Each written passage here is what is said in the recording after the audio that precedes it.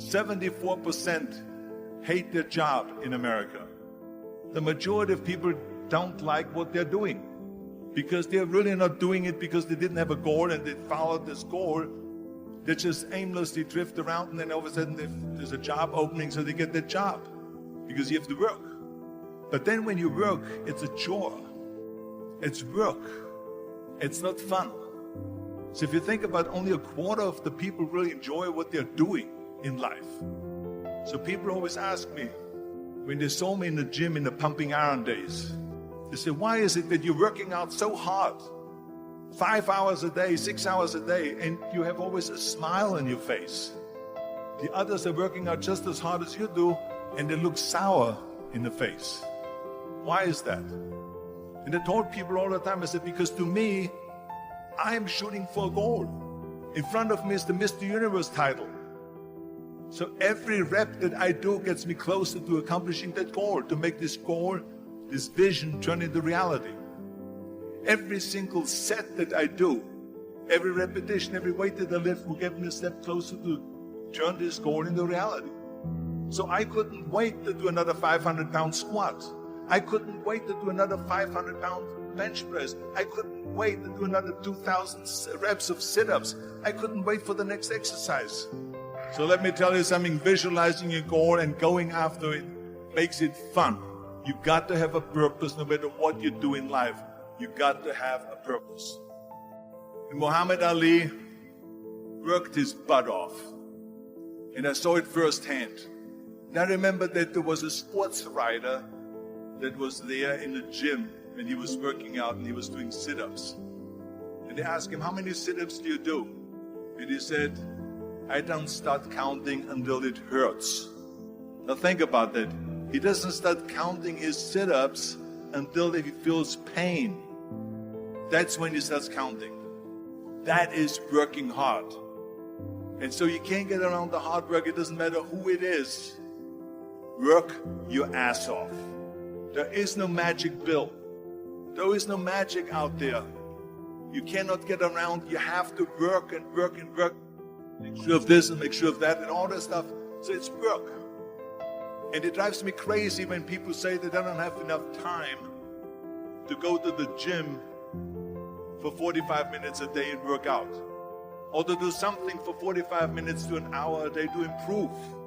If it is physically improve or if it is mentally to improve. Everyone must exert equal effort or the boat will turn against the wave and be unceremoniously dumped back on the beach. For the boat to make it to its destination, everyone must paddle. You can't change the world alone. You will need some help. And to truly get from your starting point to your destination takes friends, colleagues, the goodwill of strangers, and a strong coxswain to guide you. If you want to change the world, find someone to help you paddle. Over a few weeks of difficult training, my SEAL class, which started with 150 men, was down to just 42. There were now 6 boat crews of 7 men each. I was in the boat with the tall guys, but the best boat crew we had was made up of the little guys, the Munchkin crew, we called them. No one was over 5'5". The Munchkin boat crew had 1 American Indian, 1 African American, 1 Polish American, 1 Greek American, 1 Italian American, and 2 tough kids from the Midwest. They out-paddled, outran, and outswam all the other boat crews. The big men in the other boat crews would always make good-natured fun of the tiny little flippers the Munchkins put on their tiny little feet prior to every swim. But somehow these little guys from every corner of the nation and the world always had the last laugh, swimming faster than everyone and reaching the shore long before the rest of us. SEAL training was a great equalizer. Nothing mattered but your will to succeed, not your color, not your ethnic background, not your education, not your social status. If you want to change the world, measure a person by the size of their heart, not by the size of their flippers. Several times a week, the instructors would line up the class and do a uniform inspection.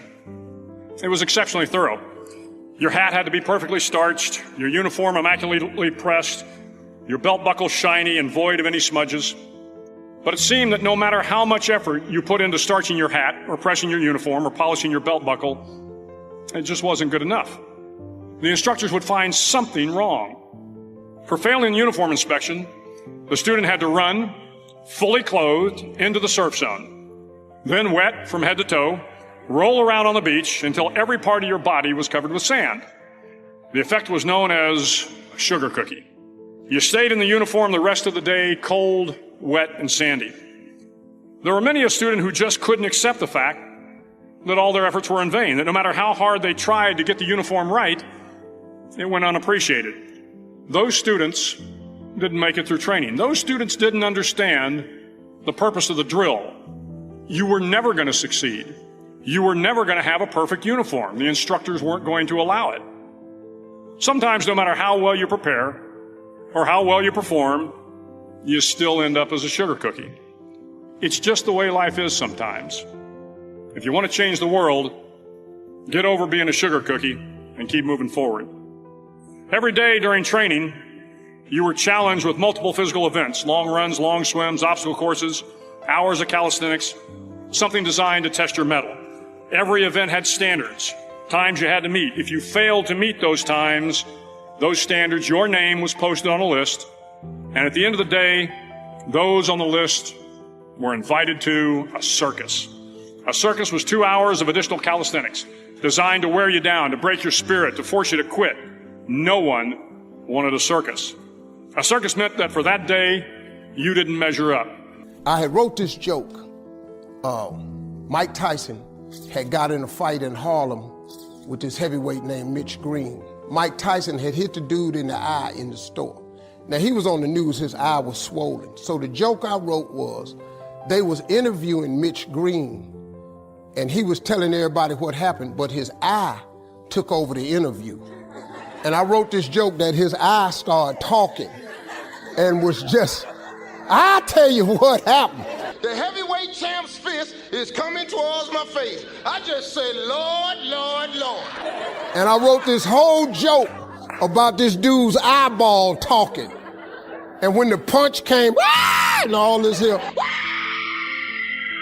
the Apollo, man, they went crazy. They lost their mind. I got a standing ovation, man. I walked off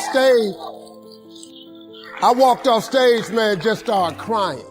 I couldn't believe it. They paid me. I made $750 for being on TV for one night. I had never made $750 telling jokes in one night. And so that was my first television appearance. A couple weeks later, Sinbad was the host of the show. He got this job on a different world. And so he quit. And so Mark Curry became the host. And then Mark Curry got hanging with Mr. Cooper, and he quit. And they came to me and said, would you come back to New York and host amateur night for us to just try you out?